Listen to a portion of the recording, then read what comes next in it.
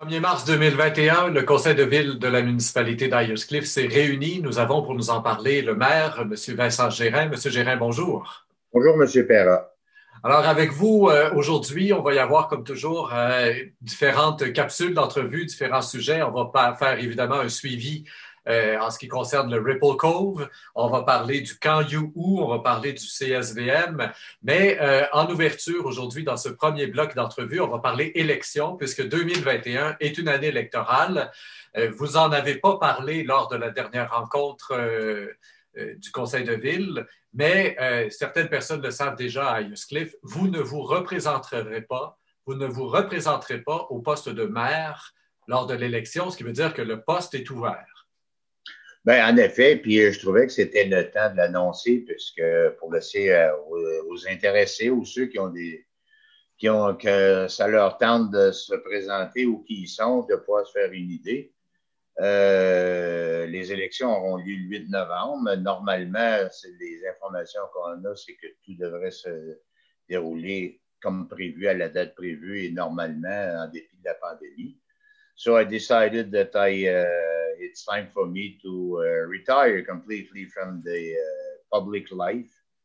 I've been mayor and councillor for a total of 20 years. I'm getting a little older, although I still feel young and still have the energy. But it's time for me to leave the function. Alors, j'ai été 20 ans de temps dans la politique municipale en tant que conseiller, en tant que maire. Je crois que c'est le temps de passer le flambeau. Quand je suis revenu en 2017, j'avais encore beaucoup d'intérêt pour la municipalité. J'en ai encore beaucoup d'ailleurs. Mais cependant, à un moment donné, c'est le temps de passer le flambeau et je crois que le moment est venu de l'annoncer pour laisser la chance aux gens de ceux qui seraient intéressés de se manifester. Alors je l'annonce publiquement, même si vous dites que beaucoup de personnes le savaient déjà. Alors là, je l'annonce officiellement. Que je ne Monsieur Gérin, évidemment, la question que tout le monde va se poser, c'est pourquoi? Vous le disiez vous-même, vous avez encore l'énergie, vous avez à cœur votre municipalité. On voit souvent des maires qui sont là, à tout le moins pour 2, 3 mandats. Votre retour, oui, vous avez eu 20 ans, mais il y a eu une pause dans tout ça. Avec votre retour, vous aurez eu seulement un mandat. Est-ce qu'il n'y a pas là des dossiers en cours, comme par exemple le Ripple Cove ou des choses comme ça, que vous laissez en plan et qui vous tiennent à cœur? Oui, tout à fait. De toute façon, on essaie toujours de de terminer les dossiers de façon ordonnée, le plus ordonnée possible. On ne peut pas tout régler. On s'imagine toujours que ça va aller beaucoup plus vite que ce qui se passe dans la réalité. Et puis, il y a des gens tout aussi compétents, sinon plus compétents que moi, qui sauront mener ces dossiers-là à bien. Et puis voilà, c'est qu'à un moment donné aussi, il faut du 109, c'est bon. Et c'est un travail qui n'est pas nécessairement toujours facile. Et puis quand on prend de l'âge, vous savez, j'ai eu 68 ans cette année. Alors quand on prend de l'âge, on est peut-être moins tolérant, on est peut-être moins. Alors moi, je pense que c'est le temps de laisser la place à quelqu'un qui a des idées nouvelles ou qui a une énergie nouvelle. Et puis je suis très confiant que. Et puis vous savez même. J'ai fait 2 mandats de conseiller, j'ai fait 2 mandats de maire, j'ai eu une pause de 8 ans, je suis revenu pour un mandat de maire.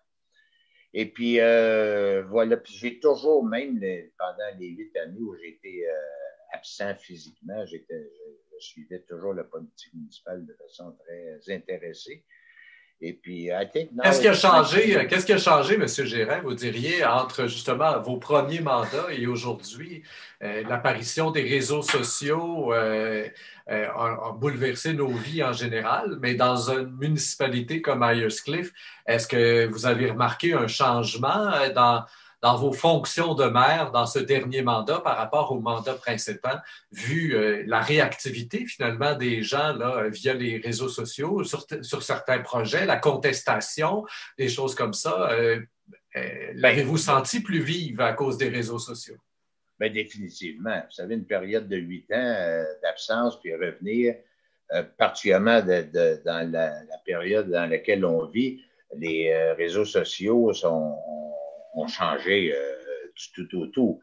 Et les gens sont beaucoup plus présents. Les gens se sentent beaucoup plus libres de contester et de se manifester. Et puis, c'est correct.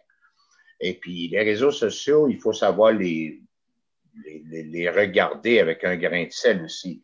Moi, j'ai toujours dit depuis les 3 dernières années, bientôt les 4 dernières années, que mon courriel a toujours été accessible à tous. Mon numéro de téléphone cellulaire publié dans mon adresse courriel, publié à la municipalité. Les gens peuvent me rejoindre en tout temps. Alors moi, j'ai toujours dit aux gens qu'il ne faut pas gérer en fonction de Facebook, par exemple. Il faut gérer en fonction de ce que les gens de notre municipalité, les gens qui nous ont élus, les gens qui nous font confiance, il faut gérer en fonction de ce que ces gens-là nous disent. Alors, les réseaux sociaux, il s'agit de savoir les prendre avec un grain de sel. Parfois, c'est intéressant, parfois, c'est nul. Mais tout compte fait. Alors, la fonction, puisque vous me le demandez, la fonction a passablement changé aussi au niveau des responsabilités. Les responsabilités données aux municipalités aussi ont augmenté. Toutes sortes de nouveaux règlements, toutes sortes de nouvelles obligations municipales qui font que la charge est de plus en plus lourde pour le personnel administratif de la municipalité. Puis évidemment, ben, ça rejaillit sur des fonctions plus politiques, que ce soit du maire ou des conseillers.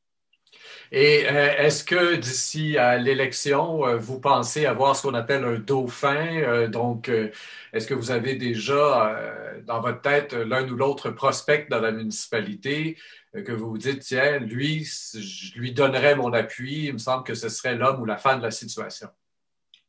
I don't have any. And but if somebody wants to talk to me, I'll be open and listen. Would I give a formal support to an eventual candidate? I don't know.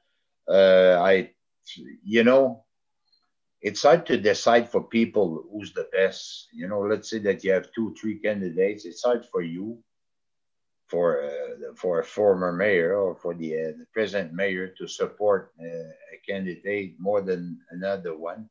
Of course, we have to.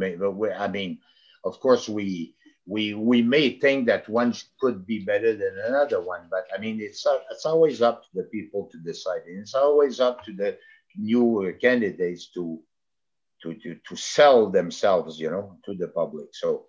But I don't have any prospect, and I think I'm sure there will be good candidates that will be interested.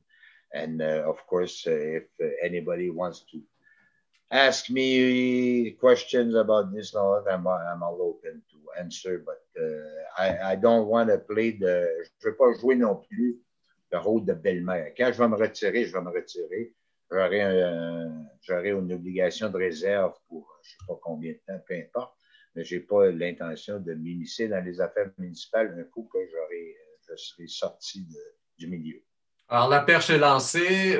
Les élections ont lieu au mois de novembre. Évidemment, il faut se préparer. Il y aura la campagne électorale qui précédera. Donc, avis à ceux et celles qui pourraient être intéressés par le poste de maire pour les 4 prochaines années. Il faudra éventuellement signifier votre intention. Je vous rappelle, chers auditeurs, que nous avons 2 autres portions d'entrevue pour le mois de mars avec la municipalité d'Ayers-Cliff, dont une dans laquelle nous suivons le dossier du Ripple Cove. Je vous invite donc à les retrouver sur la page Rémi Perra au microphone.